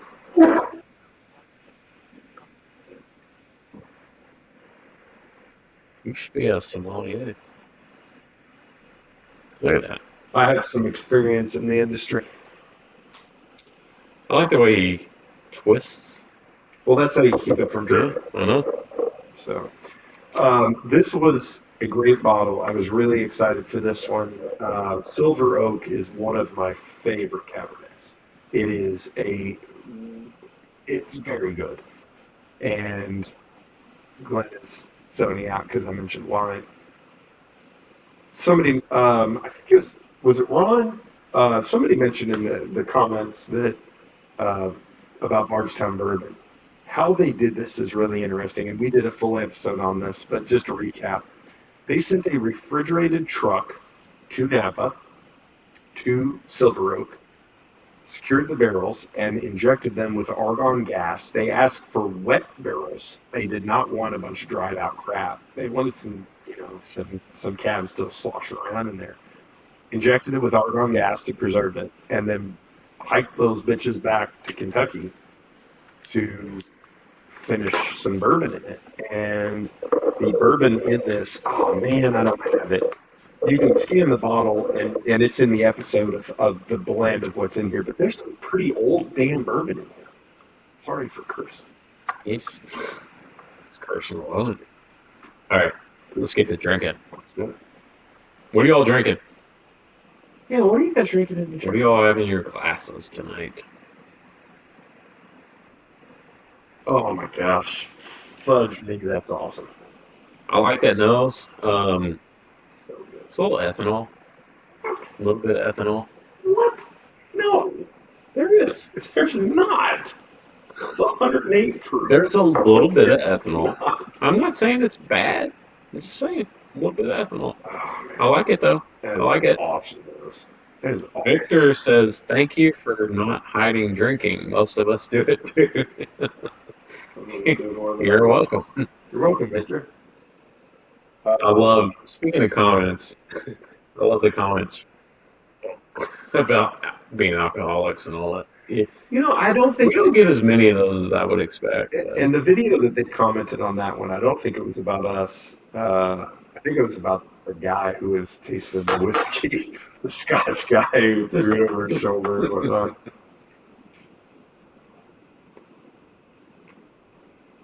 that's really good. Gandy Road just finished Russell Pick, moving to Detling. What is that? Bruisels. Is it? Yeah, I think Bruisel was definitely. Is that how you say it? Joseph A. Magnet cigar. Damn, that's a good one. Bourbon and Bud emailed us. I want Canadian these. whiskey and Coke. Victor. There you Canadian go. whiskey and Do Coke. it. Hey, whatever you like, brother. Trying Smooth Ambler Old Scout. You know Nice. what? I think that's one I've never had. I don't think I've ever tried one of those. I had one of those back in Drinking the day. some adultified hot chocolate. Okay. So what are you pouring in that hot chocolate? Let us know. I bet that Jim Beam Winter Reserve would be good in that hot chocolate. Should be one of them. Bro, this is a really good bottle. This is a, God bless it, this is an awesome bottle.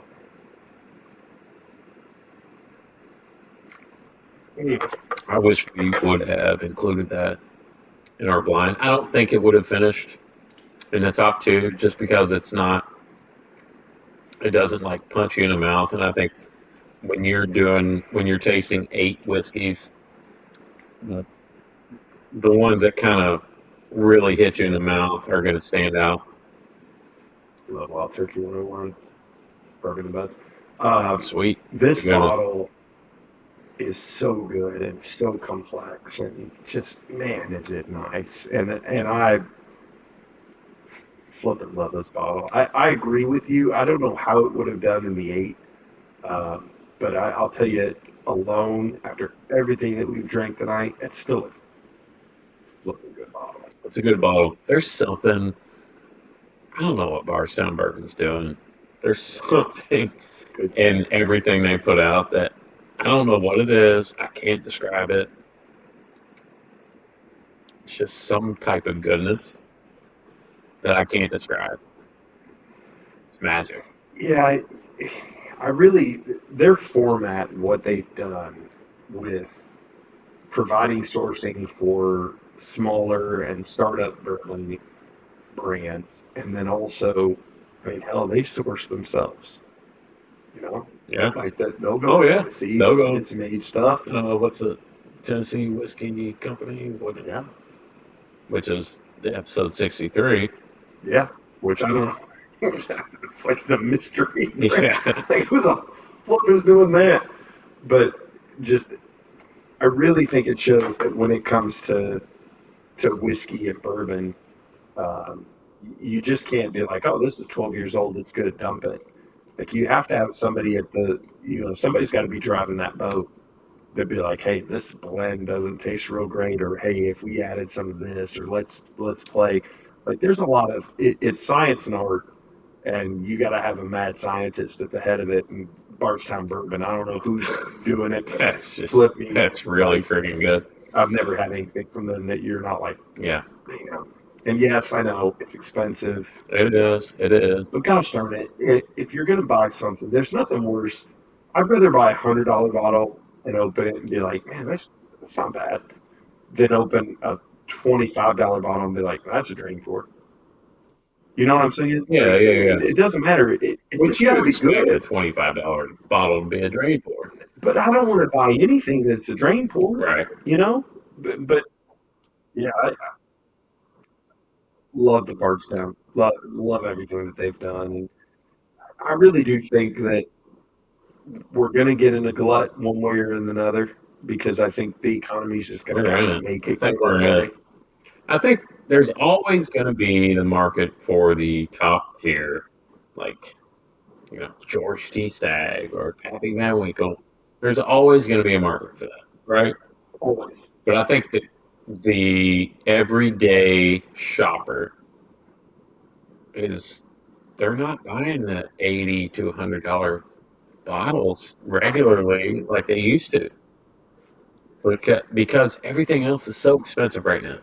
So you have to really consider: do I really want to buy that? Can I really afford to buy that?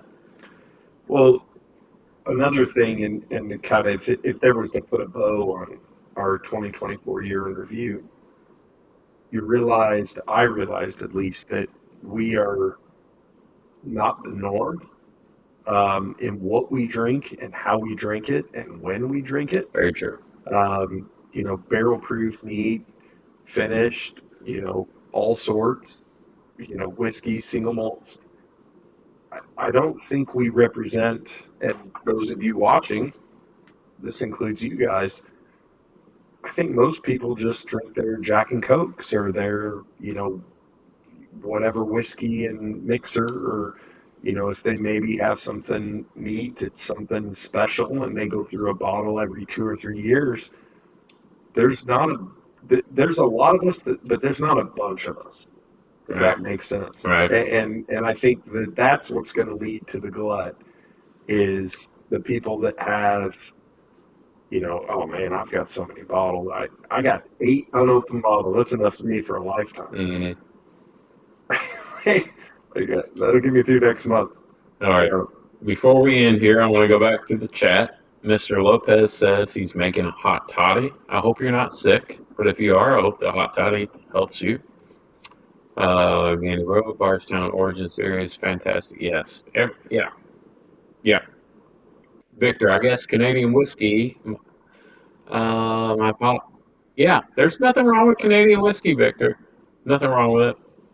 can I tell you? I wouldn't drink it, but no, I'm just joking. Can I tell you my No, Canadian I'm joking. whiskey story? Yeah, tell it. One of the, like, one of the best bottles, an amazing bottle that I have, was a Whistle Pig 16-year single barrel proof, and it was Canadian. Dude, I'm here to tell you. Aren't the Midwinter Nights Dreams Midwinter's Canadian? Nights Dram. There you go. No, I don't think so. They may be now. I Or is don't it the know. Old Saint Nick? One of those weird bottles like that is Canadian whiskey, I'm pretty sure. So there's a True North has released some really hyper aged, and really hyper proof. I don't know what they're doing in Canada, but they're getting a bunch of 149 proof, 18 year. I mean, our like, Canadian brothers up north, don't tell me what they're doing. they smoke a lot of reefer up there. And what's that about? What are you talking about? The boot. The boot. And hey, whatever. Alberta Premium Rye. Check that. That's the bomb. Okay. Maybe we need to be so into Canadian whiskey. We did. So we should do an episode. Yeah, so we're so into Canadian whiskey, eh? Could I get the hat with the flaps, and I'll wear my hockey jerseys? I got a bunch of hockey jerseys. I love Canada, especially BC. We've had some fun there. I went to Toronto once. Good story. It was cool. Toronto was cool. I didn't realize what a big city Toronto was. Yeah. Well, I got there. I was like, Toronto. Holy crap, just like New York.